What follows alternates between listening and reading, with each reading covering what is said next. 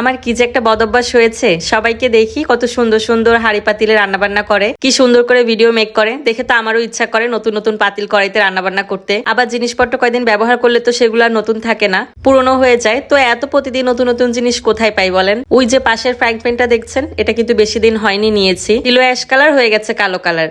তো আজকে একটা নতুন ফ্রাইং প্যান বের করেছি, মন চাচ্ছিল নতুন একটা কিছুতে রান্না করতে, তো এর জন্য নতুন একটা ফ্রাইং প্যান বের করেছি। আর তাতে মাছ ভাজতে গিয়ে এই হচ্ছে দশা। আমারই বোঝা উচিত ছিল যে নতুন ফ্রাইং প্যানে প্রথম দিন মাছ ভাজতে গেলে এরকমটা হবেই, খুব বাজেভাবে নিচে লেগে গেছে। আর এটা উল্টাতে যে অবস্থা তো দেখলেনি, নতুন জিনিস বলে এরকম হলো, আর কয়েকদিন পর ব্যবহার করলে নিশ্চয়ই ঠিক হয়ে যাবে। তো কয়েকটা মাছ ভেজে নিয়েছি, ওটা হচ্ছে কচুর মুখি দিয়ে ঝোল রান্না করব। আর প্রায় আপুদের ভিডিওতে দেখছি সবাই কাঁকরোল ভাজি করে খাচ্ছেন, তো দেখে আমারও মনে হলো যে আমি একটু ভাজি আজকে। যদিও কাঁকরোল তরকারিটা আমার খুব বেশি একটা পছন্দ না। ভাজাভাজির কাজ শেষ, আর এখানে হচ্ছে খিচুড়ি বসানো হয়েছে।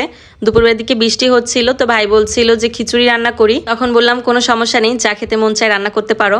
তো এদিকে হচ্ছে কচুরমুখী কষানো হচ্ছিল, মাছ দিয়ে রান্না করা হবে। রাইস কুকারে খিচুড়ি বসানো হয়েছে, আর মুরগির চামড়া টামড়া একটু ভুনা করা হচ্ছে, ওটা খিচুড়ির সাথে মিক্সড করে দিবে, খেতে ভালোই লাগবে। তো রান্নার মাঝখানে আমি বাইরে থেকে ডাকছিল, শুনলাম যে চাল দিয়ে নাকি পাঁপড় বানানো যায়। তো এটা শুনে আমার কাছে খুব অদ্ভুত লাগলো, চাল দিয়ে আবার কিভাবে পাঁপড় বানানো যাবে, আগে পরে কখনো দেখিও নি শুনিও নি। তো বললাম যে প্রসেসটা কি, কিভাবে করবেন। তো উনি বলেন 1 কেজি চাল নিয়ে আসেন, ওটা দিয়ে পাঁপড় বানিয়ে দেখাচ্ছি।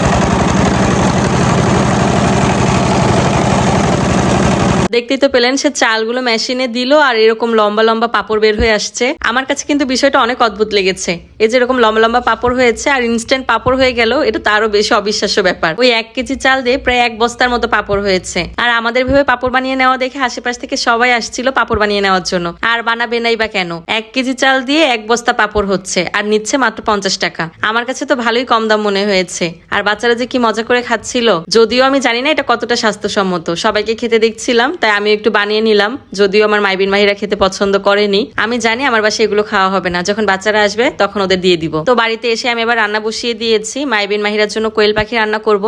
একটু পেঁপে দিয়েছি, 2 দিন আগে পেঁপে গাছটা ভেঙে পড়াতে এখন আমার বাসায় প্রচুর পেঁপে। এইদিকে কিন্তু কচুরমুখী দিয়ে মাছের ঝোল রান্না করা শেষ, আর পেঁপে দিয়ে কোয়েল পাখির মাংসটা ভালো করে কষানোর পর আমি কিন্তু পানি দিয়ে দিয়েছি। দুপুরের জন্য রান্নাবান্না শেষ।